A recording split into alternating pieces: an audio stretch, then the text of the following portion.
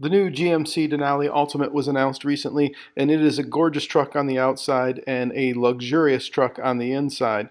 It's got a number of amazing features, including the hands-free towing, which I have to admit I really would like to have, and I also have to admit really scares the heck out of me. So today I want to take a look at what would I do relative to, would I be more interested in buying this 2022 GMC Denali Ultimate that's coming out, or perhaps the GMC AT4X, or would I be more interested in looking at either the TRD Pro of the 2022 Tundra, or perhaps a 1794 or Platinum 2022 Tundra? Well, in my opinion, GMC already had the best looking half-ton pickup on the market with the AT4 in the current lineup, but then they went ahead and redid them into the AT4X and this GMC Denali Ultimate that you see here, which I think is far and away the best looking half-ton truck on the market currently. Not to mention, as we take a look at the interior of this truck, that they've now got by far and away the most plush interior available as well. The infotainment screen, the real wood with the etching, and then the stitching in the leather, combined with the topographical map of Denali National Park and the coordinates of Denali National Park that are linked throughout this vehicle, make it absolutely stunning in terms of its interior, and it's definitely class leading. But of course comes with that class leading base price of $80,315, and so would I choose this or the 2022 Tundra? Well, I don't hate the look of the 2022 TRD Pro Tundra with the lift here. I do hate the look of the other trims. I think the Platinum, I think the 1794, and the lower trims, I think all look like garbage. They've got this weird multicolored, non-color matched grille. I think you can get it in the SR5 Sport version. Nonetheless, this is not an attractive vehicle overall, except in this TRD Pro version. As we take a look at the new interior of the TRD Pro version of the Tundra here, we can see that a lot of people really like this new design. I'm somewhat indifferent to it. Now, they did capture a lot of the things I like about the GMC in terms of the heads-up display and the rear view camera, but ultimately, when you look at what GMC's done with the AT4X, it's a no contest in terms of the quality and the overall appearance of the interiors. Furthermore, while we look at the new redone interior of the 1794 here, which a lot of people really like, especially in this darker color, and realizing that we haven't yet seen the interior of the capstone, neither of these are going to be up to the standard of what that Denali is. I'm certain of that. So while the Tundra has upped its game from at least an interior looks standpoint, I don't really love the exterior looks of the Tundra. It hasn't come even close to what the GMC is from an appearance outside and from a features inside.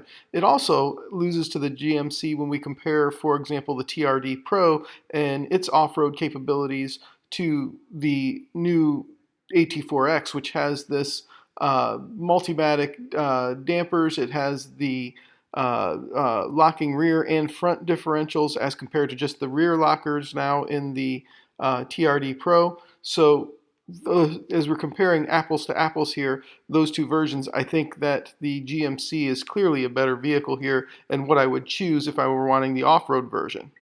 Well, I know some people may be saying, what about that $75,000 price sticker on the new AT4X versus the TRD Pro? Well, we know that the 1794 is going to start right just shy of $63,000.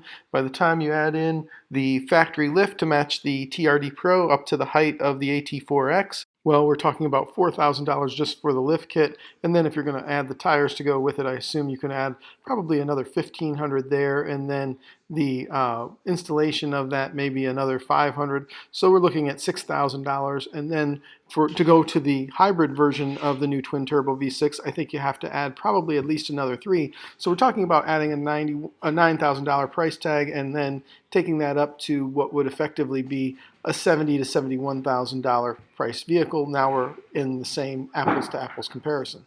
Now, I myself am not so much into off-roading as I am into towing, and that's my real concern, is which one of these vehicles, if I were having to pick between the 2022 Tundra and the new GMC, which one would I take for towing? And I'm going to look at that GMC Ultimate Denali, or Denali Ultimate, versus the 1794 for that comparison. Well, when it comes to towing with that new Tundra and the twin turbo V6 plus or minus the hybrid, I have one word for you: disappointment. Whoever said, boy, I just can't wait to get myself that brand new pickup with the V6 engine. Now, I'm not saying there isn't a place for V6 gasoline engines in full-size pickups. What I am saying is when it comes to towing, why in the world would you want that over the large displacement engine, which is going to perform a lot better and a lot more reliably in those situations? Now, while that GMC does come with a large displacement V8 that's 6.2 liters and cranks out 420 horsepower and 460 pound-feet of torque, it also comes with a ridiculously low 3.23 rear axle. A lot of people will argue that that rear axle, because of its a 10-speed, can create great power. My problem is when you're towing and you get to that final rear axle, it just isn't very efficient. Of course, that 3.31 in the Tundra isn't any better. In addition, that GMC comes with a paltry 24-gallon fuel tank. Now, if I were to select the GMC, I would get the 3.0 Duramax because that would at least give me some increased towing range, theoretically towing with the diesel. However, I'm not crazy about the power numbers and the problems that 3.0 has had. I'm also not crazy about the Tundra's twin-turbo V6, which I don't think will get very good mileage at all. And with its 32-gallon gas tank, I just don't think that's going to be quite enough for some of the long stretches that I do. So unfortunately, as much as I love the exterior of the new 2022 Denali Ultimate, and as much as I love that luxurious interior, I just couldn't select that vehicle because that rear axle at 3.21 and the towing range with the 24-gallon gas tank aren't going to do it for me.